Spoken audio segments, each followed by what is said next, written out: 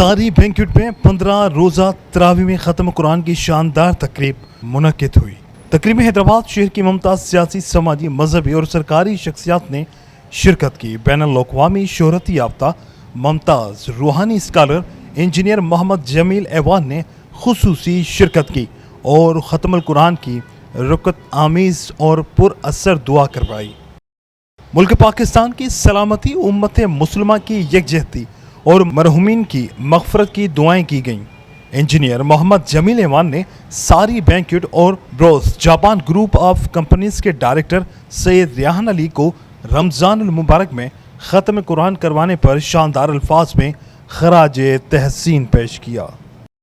آج کی تقریب جو ہے وہ ختم القرآن کے حوالے سے یہاں ہوئی، اور عموماً تو مساجد میں ختم القرآن ہو رہا ہوتا ہے، لیکن سید ریحان علی صاحب جو یہاں کے اونرز میں سے ہیں، انہوں نے ماشاءاللہ اس سال بھی اور اس سے پہلے بھی وہ ختم القرآن کی محفل یہاں کراتے رہتے ہیں۔ اور ظاہر ہم مسلمان ہیں، اس میں کوئی دو رائے نہیں ہے کہ قرآن کریم کا پڑھنا، اس کو دیکھنا، اس کو سننا، اس کو لکھنا، اس کو گھول کے پینا، ہر لحاظ سے قرآن پاک جو ہے وہ برکت اور شفا ہے۔ تو پڑھنے کے لحاظ سے تراویح میں تکمیل قرآن آج ماشاءاللہ ہوا، اور حدیث پاک میں بھی ہے خیرکم من تعلم القرآن وعلمہ، یعنی تم میں سے بہترین وہ ہے جو قرآن سیکھے اور سکھائے۔